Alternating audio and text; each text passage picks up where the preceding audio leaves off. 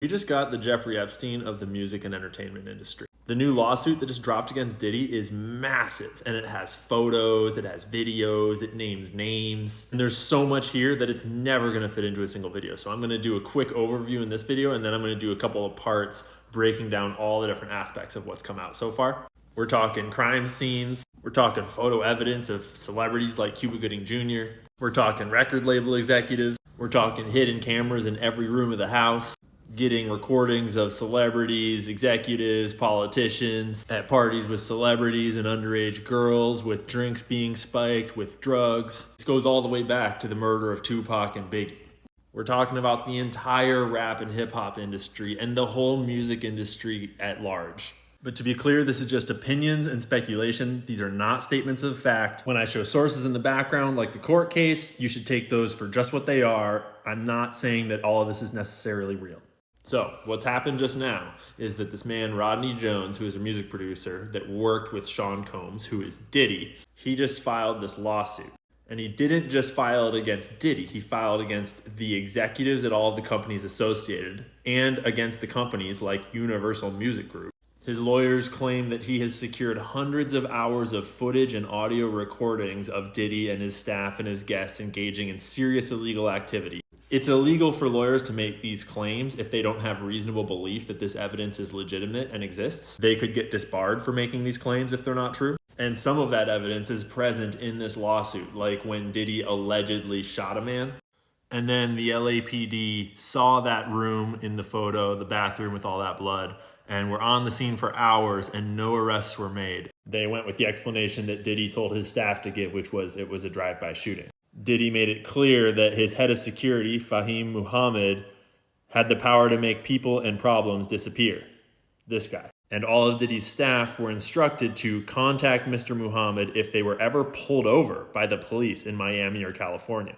Diddy often bragged about having law enforcement under control. Although the deeper you look, the more it looks like people above him and above law enforcement had him under control. We'll go more into these cases in the detailed videos, but now the bigger picture. See, Diddy has been one of the most powerful people in the rap industry ever since the 90s when he founded Bad Boy Records. And he was only 24 when he founded it. He started his career as a non-paid intern at A&R until he was then fired in 1993 when he was 24 and founded his own label, Bad Boy Records, later that year. So how does a 24-year-old found a massive record label on his own?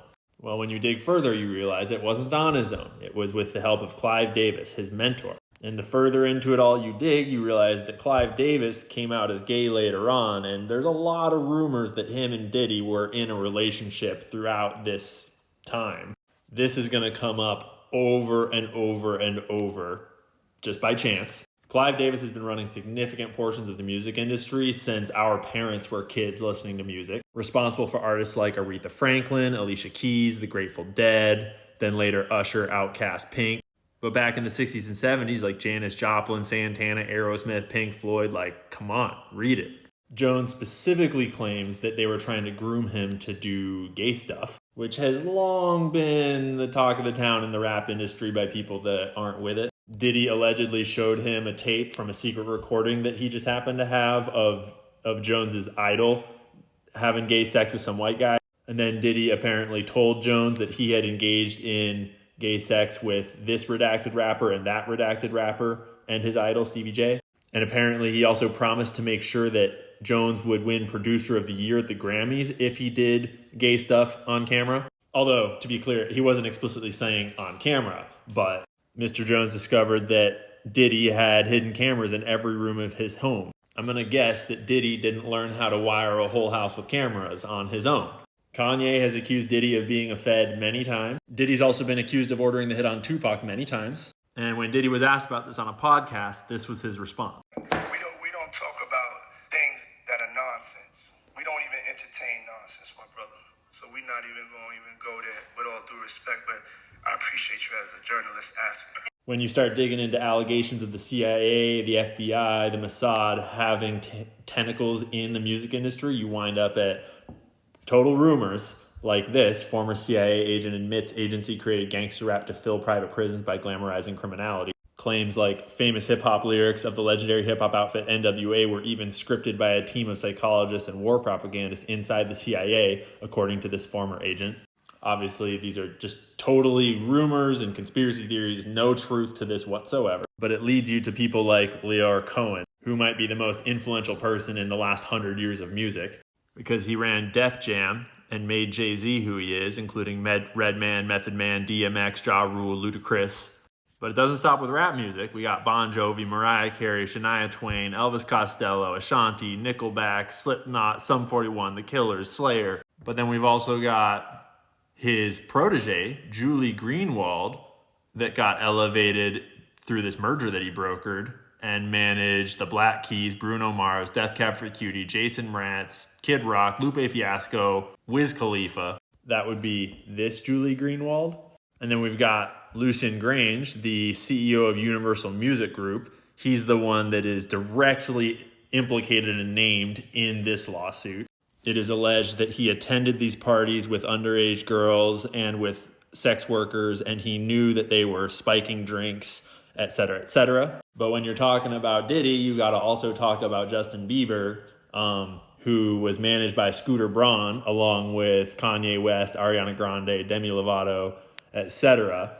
Scooter Braun is a really big player in the modern music industry. We also got Psy, Carly Rae Morris, Martin Garrix, Kanye West, Black Eyed Peas, David Guetta, Lil Dicky. So you might not remember, but back in the 90s, Tupac and Biggie were both coming up, and they were both talking about leaving their records that we've shown the people involved in those records already and starting their own. And Tupac was starting to speak out a little bit maybe about the nature of the industry.